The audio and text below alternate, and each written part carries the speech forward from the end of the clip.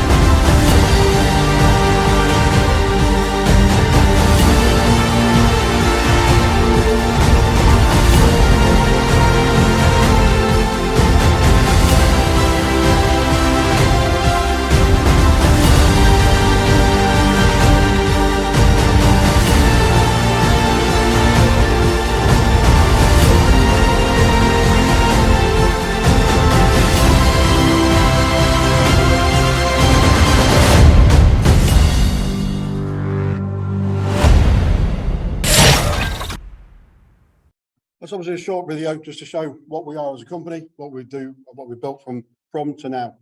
Obviously, I'll run you through the history of what we are of Merlo, starting with obviously innovation, innovators by tradition. Well, the company was first founded in 1911 by Giuseppe Merlo, basically Amilcare Merlo's father. It was a small foundry in the middle of an northern Italian city of Cuneo. We obviously then moved on from there. They made post feed mills, feed silos and everything like that. Then obviously tried to divulge into leftover vehicles from the war. Obviously with four-wheel drive and stuff like that, they moved into the dumpers. Mr. Merlo obviously created the dumper himself. You can see on the picture himself, that's Mr. Merlo. Obviously the prototype himself is driving up and down, showing his father what he's made and how he's created it. Obviously, what the story behind this, obviously, you can see the dumper there. He's demonstrating to his father What you don't see is 4 hours later, it's upside down the opposite side of that grass bank. It is, but he's been showing off too much and it doesn't work. Obviously, I was going back to the drawing board. Obviously, first thing it's doing is time to have articulated chassis and the drum on the front rotated round to the dropout at 180 degrees. Moving forward from there, 1966, what we now know as DVM. Basically, it's a concrete mixer. We now have a cab over the top of it, but there is a self-loading concrete mixer. Once again, four-wheel drive. This drum and slew rotates round. Obviously, be able to load itself, mix concrete, put it out. In the industry at the moment, we do probably 30 of these machines a year into the country. We tend to do on fixing the sea walls and stuff like that. And forward once again into 1981, first telescopic handler that we did. Mr. Merlo's dream was to bring a machine with all-round vision, better, excuse me. Obviously, it's better stability than what we've been at before. Obviously, you can see we have four similar same size wheels all around compared to the machines in them days. The two small wheels at the back, two large wheels at the front. Most of the time was a tractor turned backwards. There it was. Okay, moving forward from there. 1987 was the first 360 vision machine we developed. Panoramic, obviously the P stands for panoramic, and all the machines from that age all up until 2010. Side mounted engine was painted, so obviously we could run with the engine this side, directly in line with the run of everything. Obviously belt offsetting the balance for the cab. Obviously there, as you can see, it says boom side shift as well. Still painted today. Still the only dealer, only company that do side shifting directly on the chassis of the machine. Basically fixed body, axle itself is floating, and you can move the machine side to side and allow the movement of the forks. Move forward once again. 1991. Oh, sorry, we'll go back one. I went to jump too many years then. Back to the future. Obviously, onto building sites to do with cranes and stuff like that. We're the first company to develop a 360 slew machine. Obviously, the chassis stays where it is. The legs come out, where the stabilizers come out. You can rotate the boom all around, rotate the top of the chassis all the way around, picking up and loading from one single space. Moving forward again. In 1996, we're the first company to develop the telehandler purposely for agriculture. The first company to have the European homologation for towing trailers on the road, and we're the first company to come out with 40K. Forward once again, 2000, the multi-farmer. We'll talk about this earlier on. Most underrated machine we do in our company. If I'm honest with you, very good machine. 360 vision. But PTO on the back end, and it's obviously a 3-point linkage. Basically giving you a tractor on back end and a handler on the front end. Forward once again. 2013. As you can see there, IAgrE, we won the Innovation Award for the first hybrid machine we did. Obviously, it was a concept to bring us forward, even again, into e-worker. E-worker now, obviously, was released towards the end of the back end of last year. Obviously, we have 50 units out in the UK, 30 units are sold, the rest of the demonstrators. They are. Obviously, quickly moved away from that, onto the Merlo family. Merlo family, here you can see Mr. Merlo being awarded his honorary master's degree for mechanical engineering at the University of Turin. All the family members in Merlo are still all represented and all still work in the company. Introduction from right to left, Paolo Merlo. He's in charge of sales, after sales, and on the day-to-day running of the company. Next to him is his sister, Sylvia Merlo. She's the accountant for the company.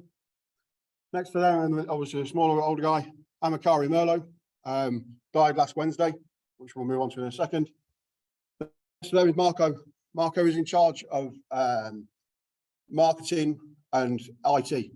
His sister next to him is in charge of Techno, which is a sister company.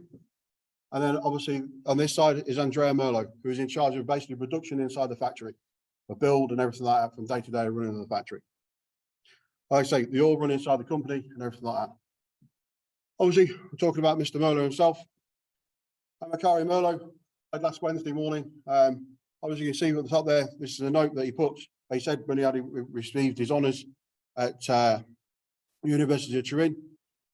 Big statement for everybody to look at. It is. Everybody has any dreams or anything like that.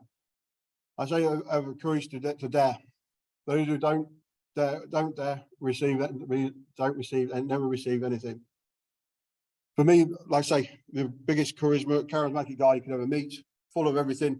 And from even when I first ever met him in 2010, even to 3 months ago when I met him, when I saw him, he still fills you full of life, if you know what I mean. He had so much passion for driving forward of a company, innovation, and different ideas to move us forward.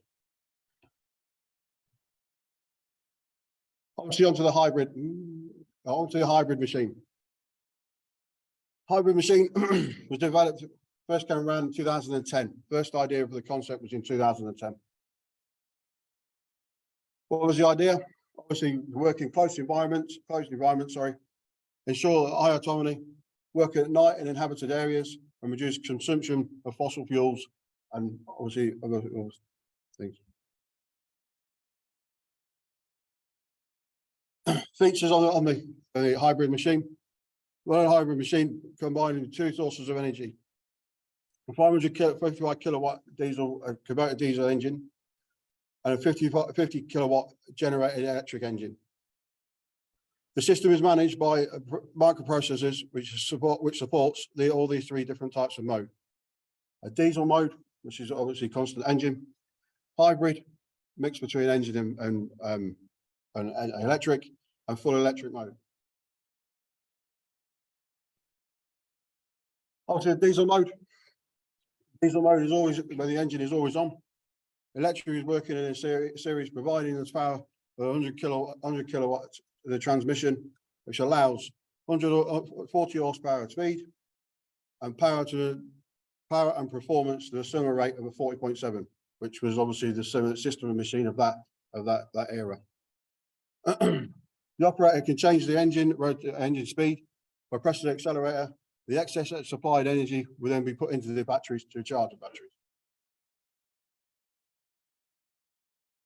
Hybrid mode, the diesel engine use the direct source of energy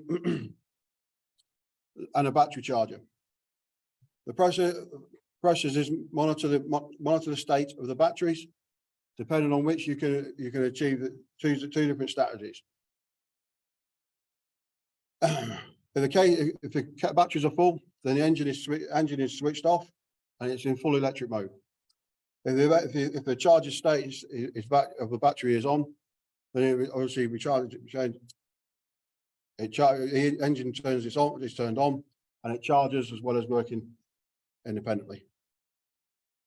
Any excess energy supplied by the diesel engine is used to charge the battery. Obviously, fully electric mode. The diesel engine is off, and the vehicle is powered exclusively by electric engine.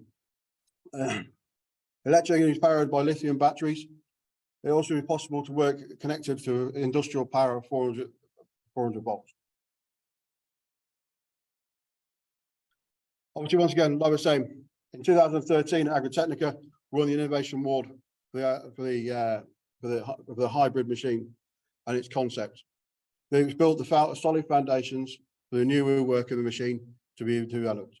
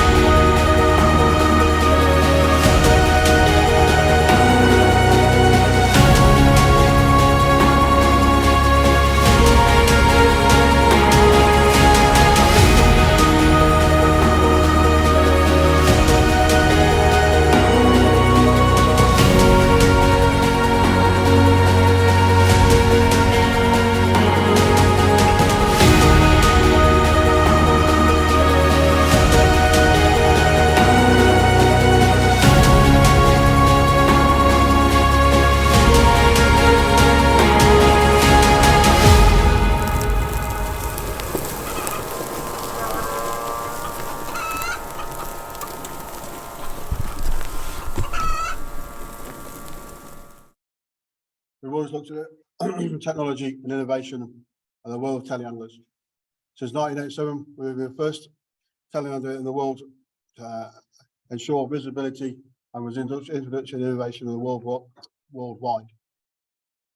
Like I say, the e-worker is a big concept, picked up a lot of concept from the hybrid. Moving forward from there. What is the market demanding? Obviously, the market research, we found that the market is demanding ultra compact vehicle, which is simple to use and easy to handle, and it's powered by new or efficient energy sources. Hence the e-worker was born, which obviously moved us into a world of Generation Zero. What are the aims? Must have been that bad. She wants to go. Merlo, the aim of increasing the offer of and exploring different categories to do with machinery and in Generation Zero, which all comes down to one philosophy: the aims of achieving zero fuel consumption, zero noise and vibration pollution, and also zero emissions.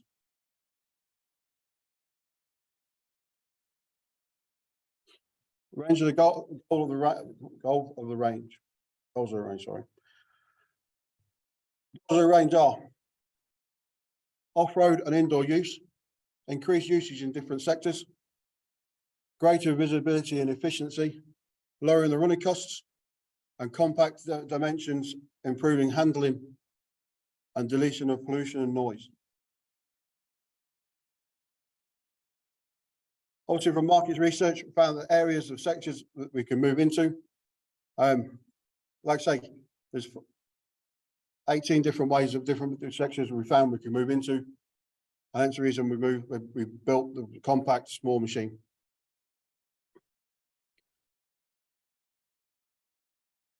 Different configurations. Merlo solution consists of creation of two ranges. It's compact electrical powered handlers available for two different versions.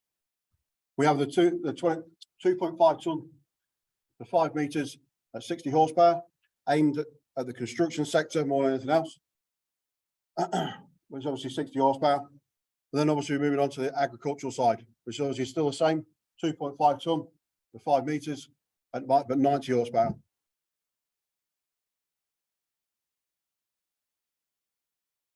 Onto the machine structure itself. Modular concept. Basically, in 2014, we moved to modular machines and everything to do every turbo farmer that comes through now is built in a module. Obviously, your boom's built, tested, chassis built, tested, axles are built, cabs built, all tested independently before put together on the machine. This gives us 1, build speed to be better, 2, reliability to be better, and 3, the cost, hopefully keep the costing down, because obviously knocks so many man hours on it. Beforehand, we used to have one chassis that was built. We did 2 different people pulling hoses in independently. Didn't quite work because we can now do away with that. Everything's brought in by a mechanical machine, put in, one guy drills it in, bolts it into place, that's it. Everything's built to a specification, built to a build sheet. Obviously on 2-wheel drive machines, to eliminate having a prop shaft down the middle and eliminate any outside external factors, you have 2 drive motors situated on both front wheels, which obviously gives you 40 kilowatts, 160 horsepower. It does. Maximum speed of 25k.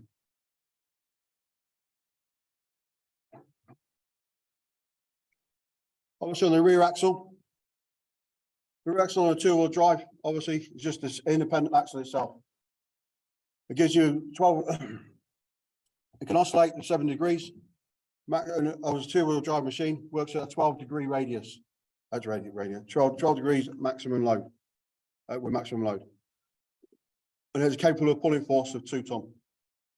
Obviously the added bonus of the 2-wheel drive, the turning circle on a 2-wheel drive is just shy of 3 meters. So basically she turns on the front wheel.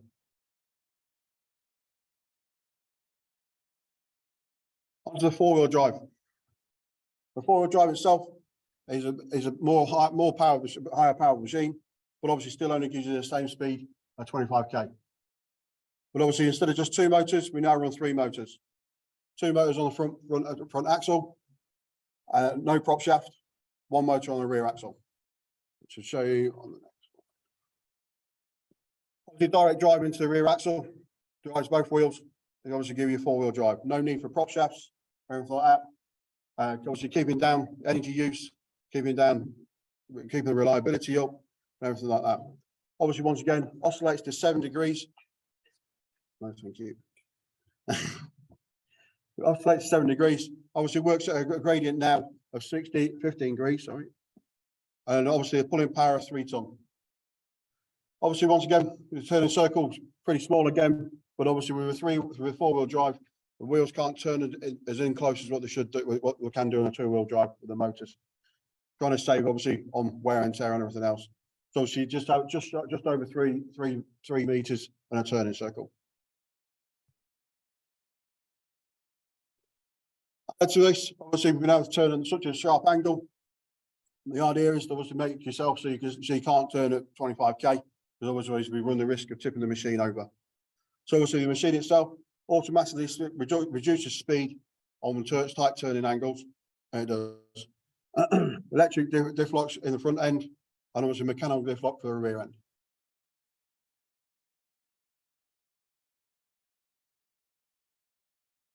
The transmission of the e-worker is 100% a constant, as long as the battery is obviously charged, which obviously gives us direct speed straight away, constant power, constant speed throughout the drive. Obviously eliminates any external emissions or anything like that, gear changes, anything to do with that. It's perfect working indoors, obviously how quiet it is, and no emissions. Oops, wrong way. Obviously, we have 3 different selection modes on the e-worker. You can have eco, normal, and power. Obviously, depending on how you use the machine, majority of the time, if we're all Jeremy Clarkson, if you can remember Jeremy Clarkson up here, you're working in power. But obviously, working with power, she only gives you 60%. She uses 60% of your battery charge. Obviously, working in eco-wise, you're still only using about 23, 24%. And obviously, normal standard working rate is about 35, somewhere around there. It's been tested about 38, to be fair.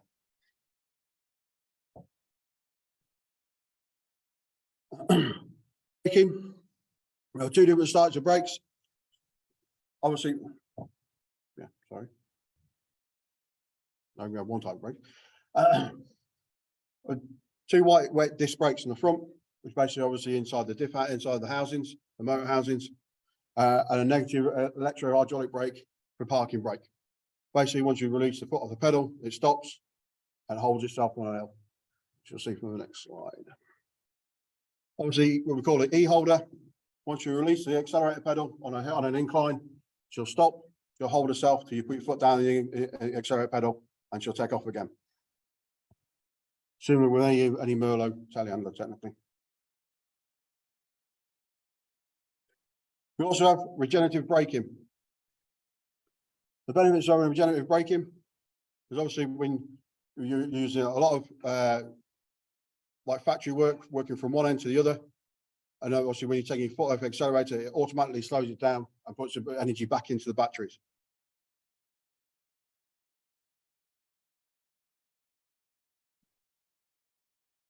Battery pack itself. The battery pack is lead acid. It is. If I'm honest with you, lead acid, technically, a lot of us, all old school people, remember basically milk floats. Technology is exactly the same. For me, it's better than lithium, purely because we've been able to work on it as a mechanical side. No need for a training course. It's basically, what's got it? As long as it's isolated, away you go. It is. No, and also less amount for fires, everything like that. Once again, comes down to the battery pack itself. Obviously, you can see from there, inside the side hatch, open the side hatch up, release the battery, reveals the battery pack. Battery pack is in an L shape, held in basically underneath. Where's that work? Underneath here is basically a steel plate. undo the steel plate, trolley truck underneath, jack it up. The other one, the battery pack comes out, new battery pack goes in. So you can double shift the machines basically. Obviously, with being lead acid, it can work at at lower temperatures, lower cost, and then obviously within a lower resistance, it's better with a maximum power and a better energy efficiency.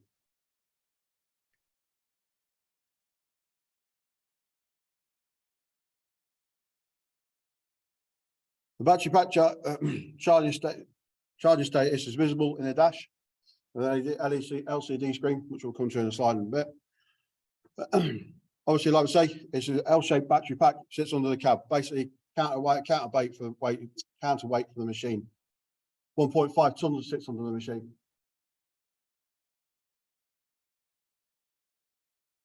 Obviously, we run the machine at 48 volts, as it says on the screen.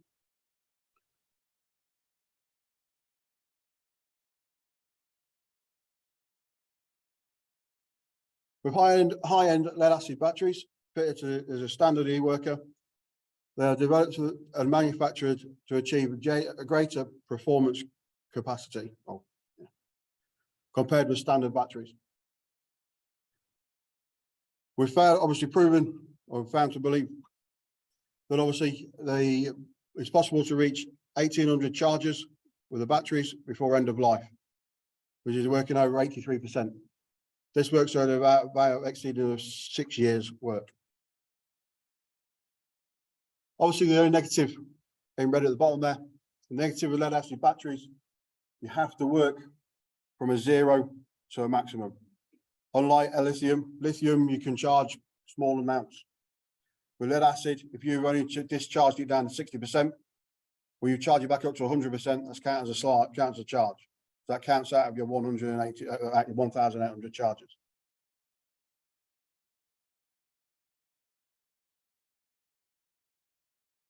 Obviously, using the VDI 2198 cycle, sorry, the machine will work up to 8 hours.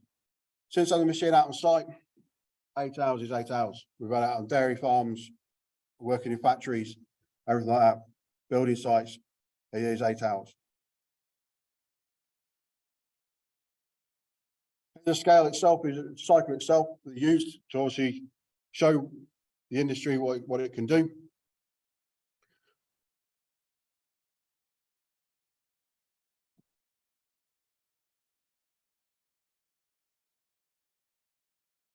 Like I say, table provided at the side. The distance in line according to the type of machine that is tested. The second column is one that we've tested up for our machine. And then basically 60 cycles for 1 per minute over a distance of picking up and unloading for 30 meters at a height of 2 meters. The distance between machine and the packing and unloading area is 3 meters.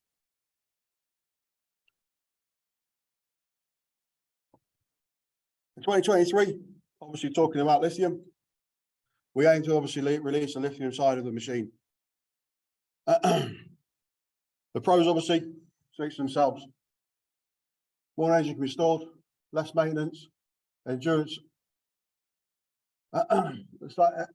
enhanced useful in life cycle, possibilities of fast charging, possibilities of partial recharging. Sorry. The cons, which obviously come with everything. High costs, difficult to dispose and recovery of materials, high internal resistance, overheating, energy required for charging, and lower peak powers. Basically, the electrical layout of the machine. Like we talked about, 2 electric motors at the front, single electric drive motor at the back, electric drive motor to drive the hydraulics. Down the side here, you have inverters to control each motor on the machine. Then obviously the connector for charging the machine.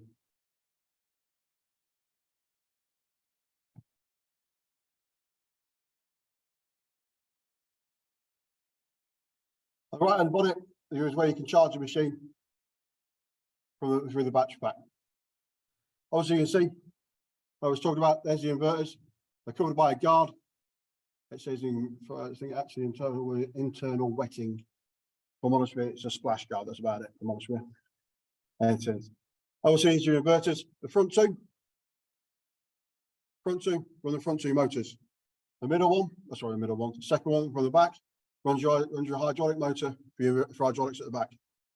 And obviously, your fourth one runs your rear wheels, your four-wheel drive, so to speak.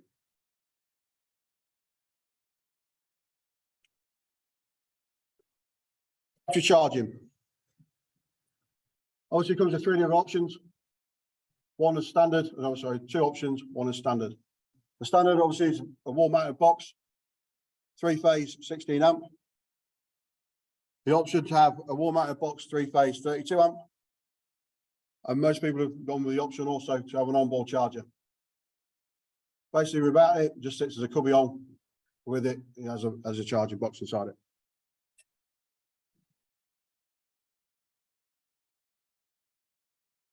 The onboard charger is a standard, but obviously 16 amp. Most places run with 16 amp. The red socket, they do. Obviously, onboard charger, single phase, 9 hours charging. Obviously, similar with the wall box, 9 hours charging. The only disadvantage with the onboard charger, if I'm honest with you, it's a trickle charge.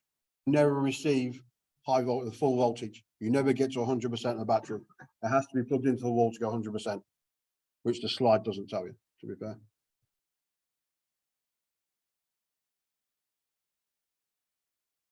Obviously, like we pointed out, the hydraulic system is put in the back.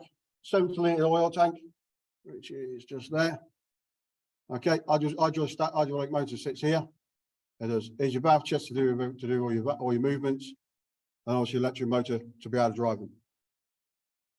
Obviously, it's easy, held on by 2 bolts at the front, so you can remove the whole panel itself. Easy access if there's any issues to do with the machine. 210 bar of pressure, 42 litres a minute of oil.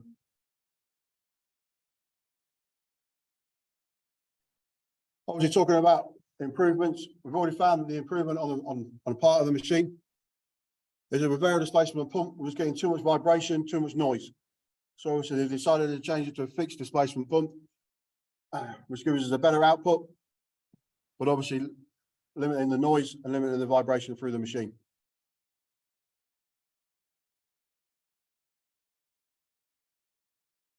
Center of gravity. It's something that Merlo new to start doing. On quite a few of the machines already do it. But obviously with an electronic machine, we don't have to power the machine down, then opens up electronic valve, gives a controlled speed down. It does, which obviously limits the reason for having limits the reason for having electric power to power the machine down, brings itself down to the ground. It does, but in a controlled manner.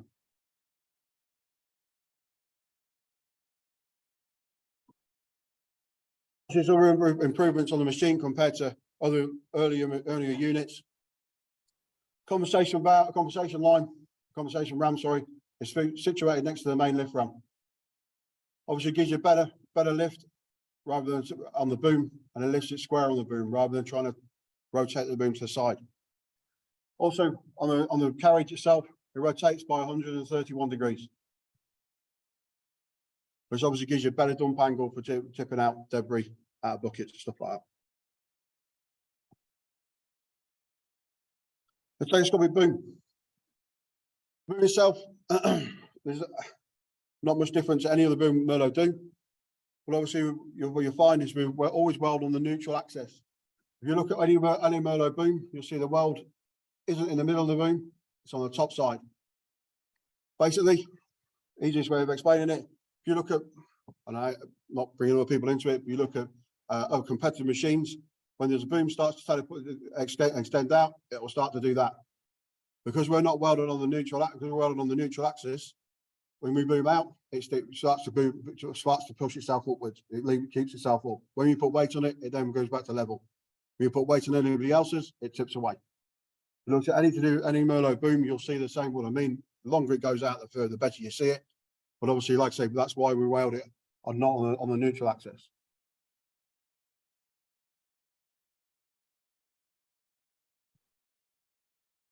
The Tatlock system's not changed in 20 years. It hasn't. Apart from obviously now we introduced a red button. So there's a 200 work to get the bucket off. Before, there used to be an issue where people would believe they could roll the third service and the bucket would fall off.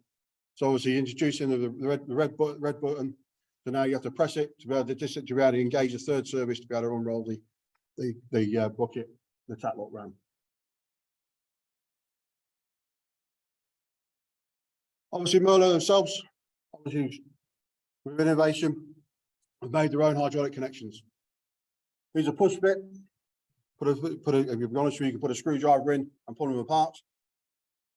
For me, a very good idea. It stops the machine, stops hoses vibrating together, rubbing together, creating issues. Also, once they've clicked apart, you don't have anybody putting a spanner on it to try and tidy it up. They're leak resistant.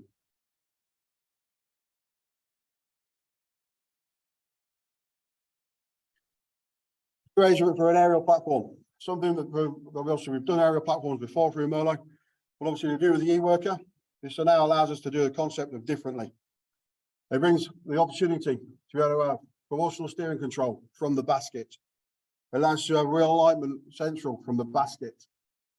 It allows us to basically drive the machine from the basket. We've never been able to do that before on any telehandler that we've ever done before.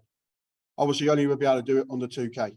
So obviously, we're working inside industrial buildings and stuff like that, replacing robots and whatever else, it'd be ideal for.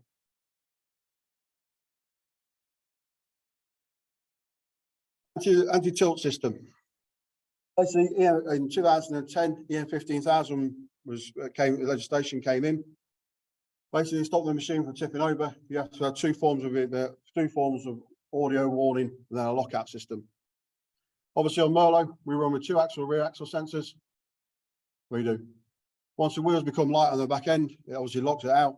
You obviously see on the traffic light, she'll go from green to amber to red, depending on what load you're in.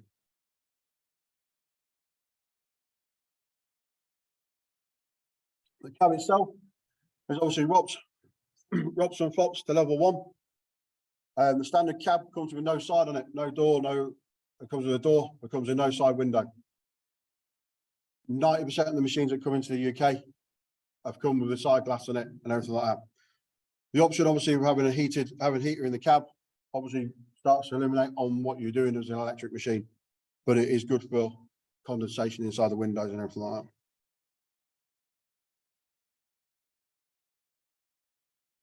User interface. Obviously, what I was talking about earlier on, you can see the battery charge on the side, what speed you're going at. Obviously, steering itself, forward, reverse on the side here. Indicators.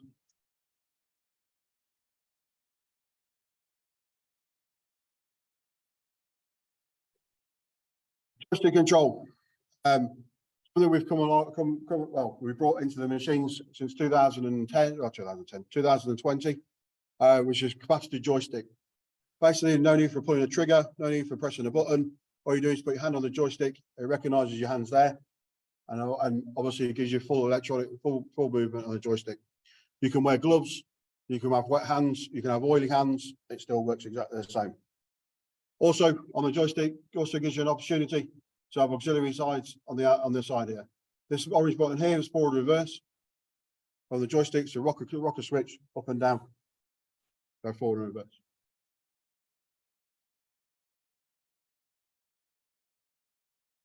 Displays.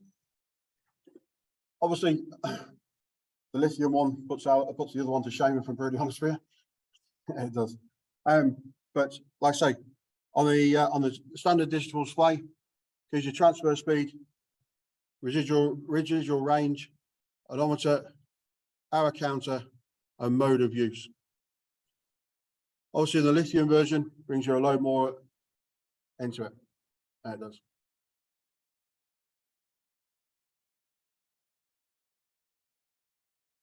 Merlo mobility is something that we developed in the past 5 years. Basically, you can geofence a machine. You can monitor the machine from workshops or from inside your own house.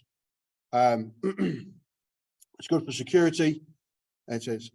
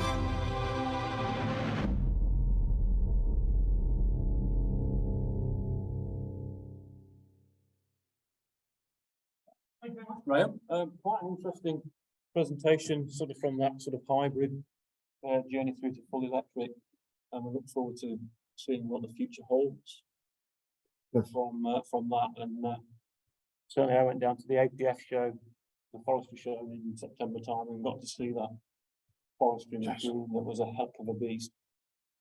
So stand well back, just munching trees down to dust, kind of thing. So show appreciation for Graham. Thank you very much in the normal manner.